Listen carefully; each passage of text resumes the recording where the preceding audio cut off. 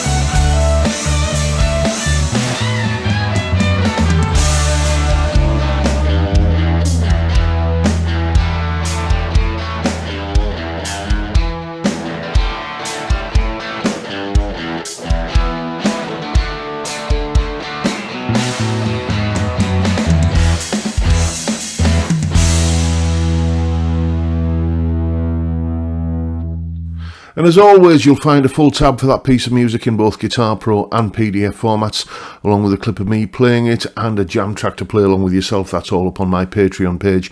There's the address, link in the description, and as I'm sure regular viewers know by now, $3 or about £3 a month gets you access to all of these goodies that go along with these YouTube videos, usually kind of 3 times a week.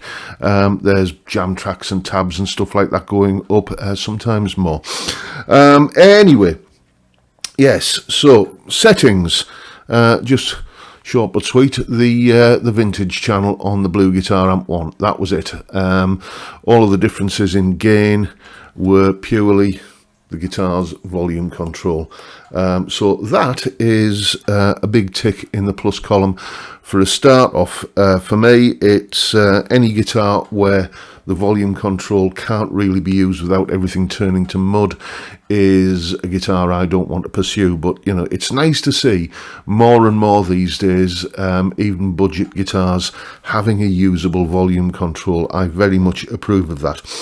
Let's have a little bit of a look at some specs for this. I'll put Well, I would say I would put a link to the full spec down in the description, but I had to scrabble around all over the internet to find the specs for this, because you go onto the Fender website and all you get is this page cannot be found. So obviously this is a discontinued model, but there's oodles of them all over eBay and Reverb if you fancy getting one, and that's where I gleaned the specs from. We have a Nyato, N-Y-A-T-O, however that's pronounced, Nyato body, in a fetching Sherwood green finish. I really like this colour scheme. I remember seeing this guitar on the late lamented GAC website a couple of 3 years ago, and thinking, not sure about that, but in the flesh it looks really good, especially with this anodised pickguard here. Not usually a fan of gold hardware. It's a little bit too Liberace for me as a rule, but yeah, on this guitar, in this context, I think it works. Block inlays, as you can see, in the Laurel fretboard, which is attached to a maple neck. These guitars are very much built, I believe, on the Classic Vibe Squier chassis, but unlike other Classic Vibe, it's a bound neck as well, as you can probably see. Unlike other, like I've got a Classic Vibe Strat on the back wall there, and the gloss finish on the neck on that guitar is much more glossy. I suppose it's impossible to, with your hand, feel the thickness of the lacquer, but on this one it doesn't feel as kind of caked on as it does on that Classic Vibe Strat. Still a pleasant guitar to play. I have a lot of fun playing that guitar. As you can see, gold hardware all round, tuners, backplate, even a nice touch. I've seen guitars with gold hardware in the past where they don't bother with the string ferrules, but you know, here, and strap buttons and everything. All in all, it's a very, very pleasing guitar to play. Let's have a little bit of a look at some weights and measures for it. It's a chunky old Hector at 3.87 kilos and the nut width 41.6. That could be just within the margin of error of my caliper there. It could probably just a 42mm nut. That's probably what it's specified as. You can see 1st and 12th fret neck profiles there, fretboard radius of 9.5 inches, and a suitably vintage looking set of readings for the DC pickup resistance. So no surprises there. There's nothing that's going to frighten the horses with this guitar. If you like Telecasters, and I do, you're probably going to have a lot of fun with this guitar, and I did. Couple of flies in the ointment, one of which is neither of which are indicative of quality problems, but you know, the standard sort of this recessed Telecaster jack socket.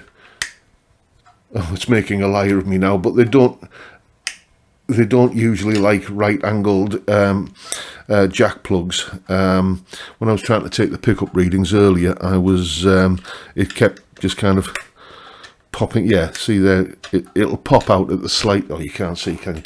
It'll pop out at the slightest. There we go. Slightest little kind of disturbance, and it'll jump out.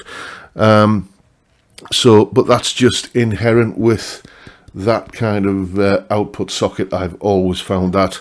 I have a vintage V75 Telecaster copy over there, which with the same kind of jack socket, and that does exactly the same thing. So you just have to remember to use a straight jack plug. The other thing that you may have noticed as I was doing the demo of this guitar is that it's not particularly well intonated up the top end.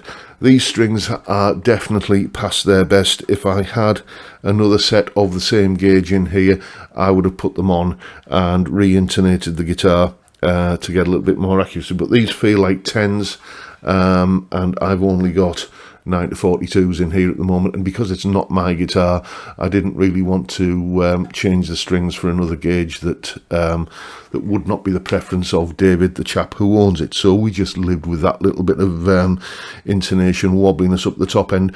But that aside, it's a fun guitar to play.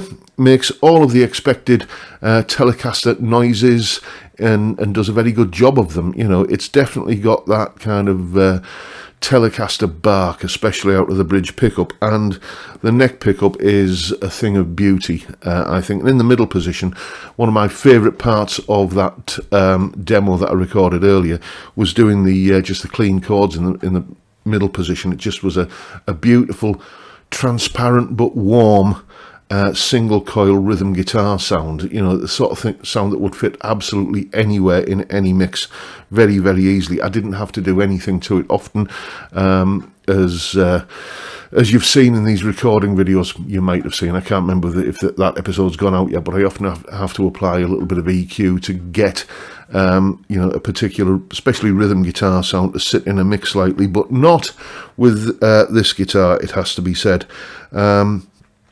It's an attractive looking, good workhorse of a guitar. If I had one little quibble, and this is just a personal thing for me, there is easily enough room there for a 22nd fret. You know, they could have fit a 22nd fret in there without, you know, just don't round the edges of the neck off a little bit, add a 22nd fret, it would have fit on, I think, but eyeballing it. But, you know, you only get 21 frets, and I just prefer a 22 fret neck. I don't tend to go up there that much, but it's nice to know it's there if I want to. But, you know, I can see why they're doing it, you know, kind of vintage correct and everything. Lovely looking guitar, does everything you want from a Telecaster, and you'll stand out from the crowd a little bit. The ones I've seen going, as I say, on the used market, are ranging from anywhere from the high 200s, 275, 299, up to a shade over 400. So, you know, it's not exactly an impulse buy, but if you're in the market for a Telecaster and you definitely want, you know, the word Telecaster on the headstock rather than, you know, some off-brand thing, and you like the way this looks, then, you know, happy hunting. And that is it for today, folks. That is my review of the Squier 40th anniversary Telecaster. Make of it what you will. I've had a lot of fun playing it, and I hope you've enjoyed my little shakedown of it. And if that's the case, please hit the subscribe button and the notification bell if you haven't already done so. And why not drop me a like as well while you're at it. Don't forget the live stream every Friday, 5 PM UK time. We drink beer and we have a chat on a Friday. That's all it's about. It's a great way to kick off the weekend, and I'd love to see you there if you can make it. But for now, I'll bid you all a good day and say thank you so much for watching. Thank you for your time. Look after yourselves, folks. Stay well, stay safe, and above all, stay sane. Bye for now.